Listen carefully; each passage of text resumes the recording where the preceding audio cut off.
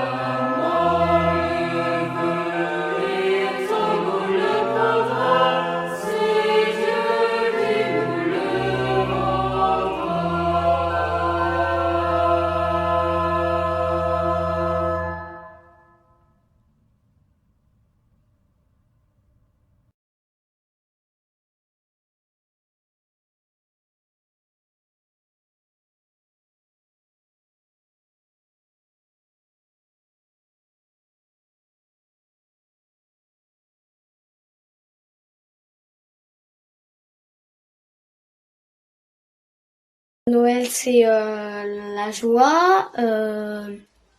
Il y a les cadeaux, il y a notre famille, nos amis. Et avec le Covid, c'est un peu difficile cette année. Et il y a des personnes qui vivent Noël seules. Mais du coup, comme vous l'avez dit au caté, il faudra leur donner un petit dessin et une lettre. Préparer Noël cette année a eu une dimension particulière avec d'une part l'entrée en église d'une personne en détention et également la communion et la confirmation d'une autre personne. Noël 2020, nous, on attend le premier bébé de notre fils Mathieu avec Anne. C'est particulier, il y a un peu d'amertume parce qu'on aimerait se retrouver tous ensemble et à cause du Covid on ne pourra pas. Donc voilà, moi personnellement je serai avec mes parents, je ne serai pas avec mes enfants. Et voilà, du coup on était heureux de tous se retrouver mais on ne pourra pas. Donc voilà, c'est pas un Noël comme les autres. Pour moi, Noël, c'est les retrouvailles en famille, la joie de fêter Noël, les sourires dans les cœurs, un petit moment de bonheur partagé. Pour Noël, je vais porter la communion à ma maman ainsi qu'à une de ses amies. Toutes deux sont en maison de retraite. Cela me procure de la joie. Moi, Noël, c'est vraiment voilà, la venue du Sauveur parmi nous, et donc c'est nous rappeler en fait que voilà, qu'il est vraiment venu, notre Dieu qui est tout là-haut, venu jusqu'à nous pour vraiment nous porter, nous apporter, enfin, voilà, pour plein de joie, plein de bonheur. Et c'est ça pour moi, Noël, c'est vraiment la venue du Sauveur parmi nous. Jusqu'à présent, j'ai fêté Noël dans une certaine insouciance, dans un pays en paix, voire dans une certaine opulence. Cette année, c'est plus l'incertitude qui domine, l'inquiétude, voire des difficultés pour certains des proches. Et je me dis que par là, on rejoint les chrétiens qui, chaque année, vivent Noël dans des conditions difficiles, voire dans des pays en guerre ou en exil. Pourtant, c'est toujours Noël. Alors, que va me dire Jésus cette année? Qu'est-ce que je vais découvrir cette année de Noël? J'attends.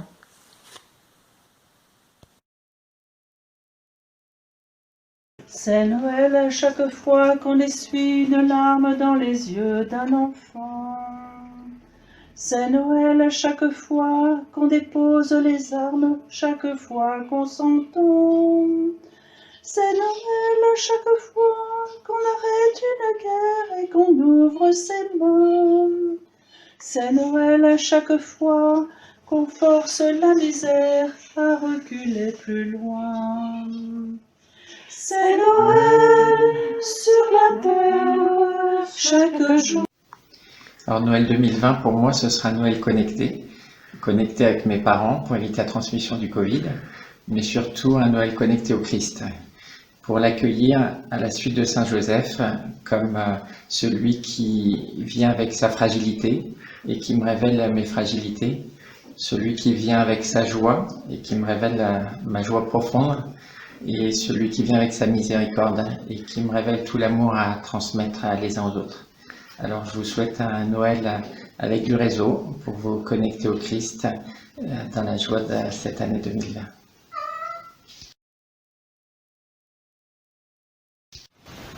Pour moi, Noël est une période anxiogène, une période de conflit notamment pour les familles séparées qui se disputent la garde des enfants.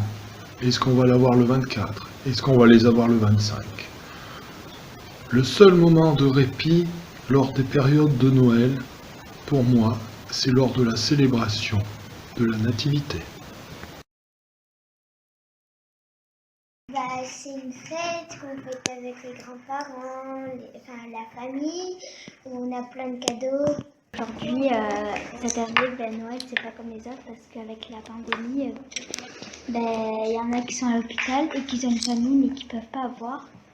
Du coup, c'est triste pour eux. Du coup, on fait plein de jolis dessins pour leur remonter le moral.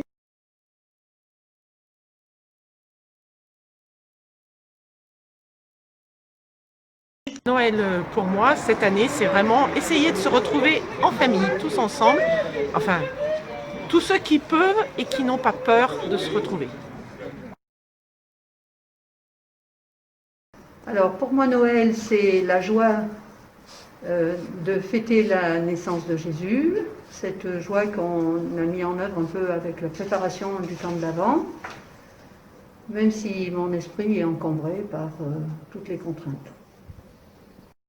C'est un moment de tristesse, c'est un jour de tristesse, parce qu'on lave son linge en famille.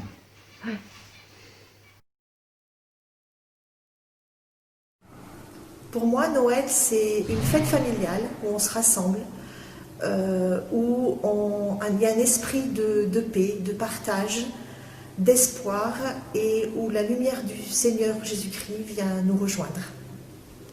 C'est Noël dans les yeux du pauvre qu'on visite sur son lit d'hôpital. C'est Noël dans le cœur de tous ceux qu'on invite pour un bonheur normal. C'est Noël dans les mains de celui qui partage aujourd'hui notre pain. C'est Noël quand le gueux oublie tous ses outrages et ne sent plus sa faim. C'est Noël sur la terre chaque jour, car Noël, ô mon frère, c'est l'amour.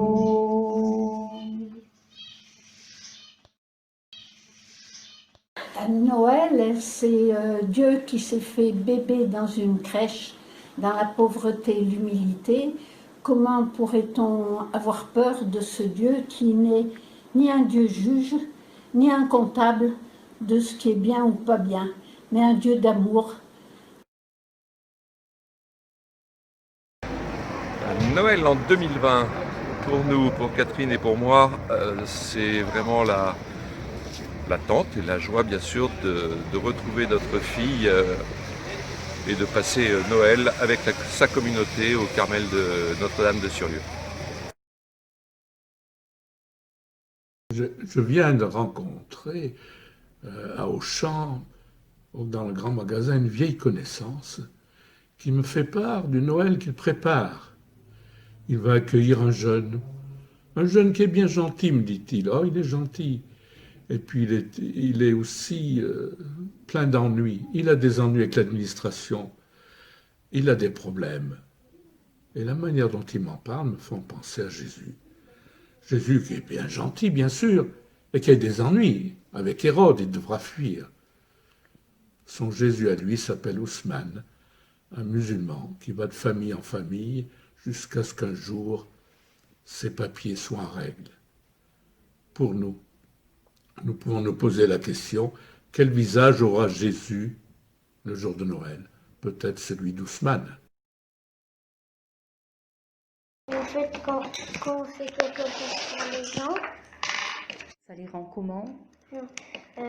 Contents. Quand les gens ils ont besoin de quelque chose, il faut leur donner quelque chose. Noël, c'est une fête en famille, souvent, et que si on est tout seul, après, c'est pas toujours rigolo.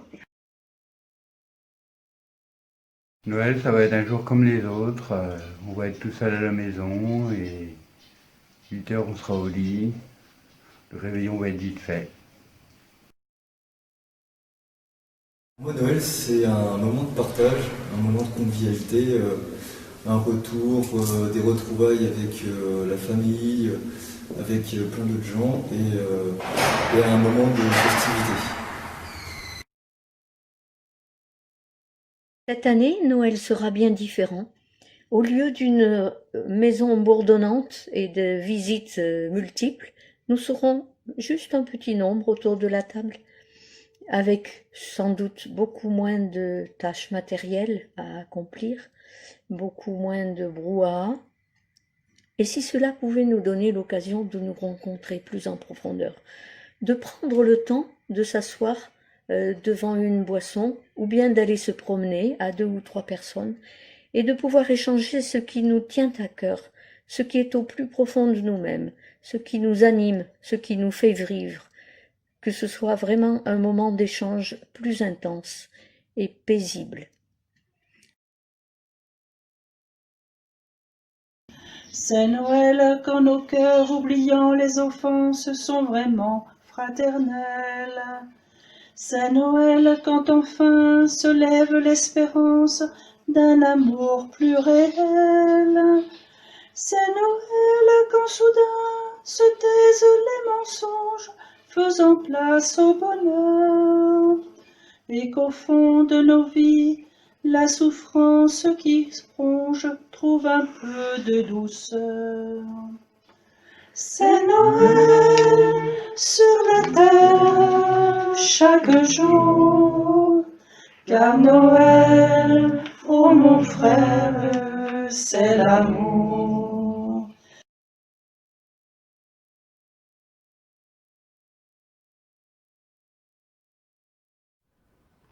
Évangile de Jésus-Christ selon saint Luc. En ce jour-là parut un édit de l'empereur Auguste, ordonnant de recenser toute la terre. Ce premier recensement eut lieu lorsque Quirinius était gouverneur de Syrie. Et tous allaient se faire recenser, chacun dans sa ville d'origine. Joseph, lui aussi, monta de Galilée, depuis la ville de Nazareth vers la Judée, jusqu'à la ville de David, appelée Bethléem. Il était en effet de la maison de David, et il venait se faire recenser avec Marie, qui lui avait été accordée en mariage et qui était enceinte. Or, pendant qu'ils étaient là, le temps où elle devait enfanter fut accompli. Et elle mit au monde son fils premier-né. Elle l'emmaillota et le coucha dans une mangeoire, car il n'y avait pas de place pour eux dans la salle commune. Dans la même région, il y avait des bergers qui vivaient dehors et passaient la nuit dans les champs pour garder leurs troupeaux. L'ange du Seigneur se présenta devant eux, et la gloire du Seigneur les enveloppa de sa lumière. Ils furent saisis d'une grande crainte. Alors l'ange leur dit : « Ne craignez pas, car voici que je vous annonce une bonne nouvelle, qui sera une grande joie pour tout le peuple. Aujourd'hui, dans la ville de David, vous est né un Sauveur, qui est le Christ, le Seigneur. Et voici le signe qui vous sera donné. Vous trouverez un nouveau-né emmailloté et couché dans une mangeoire. » Et soudain, il y eut avec l'ange une troupe innombrable qui louait Dieu en disant « Gloire à Dieu au plus haut des cieux et paix sur la terre aux hommes qui l'aiment. »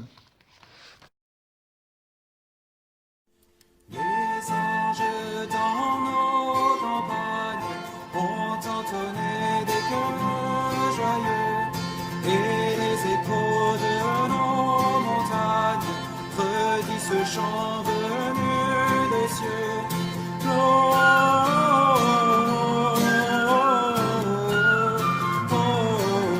Gloria, il est Jésus,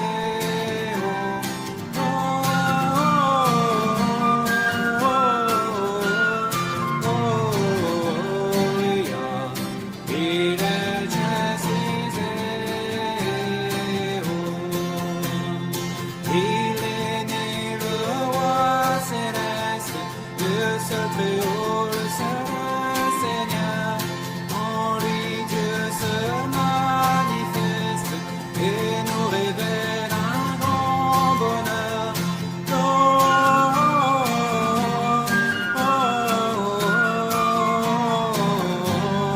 Gloria, il est Jésus Deo.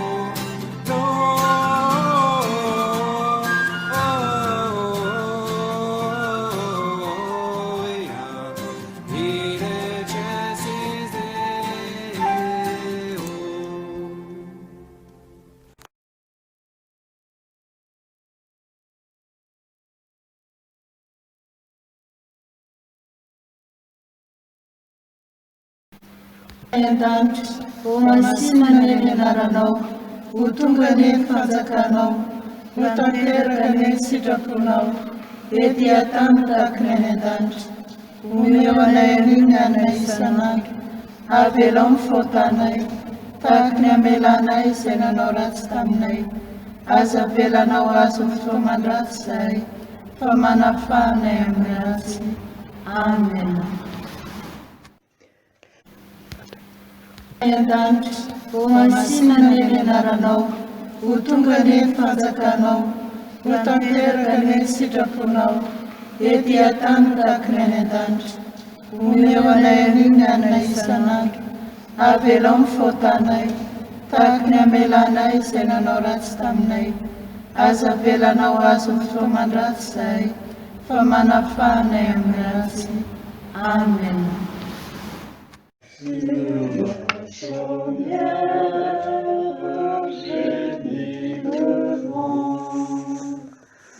Marie Joseph contemple l'enfant, son berceau de paille garni. Pourtant Jésus s'est endormi. Malgré l'asile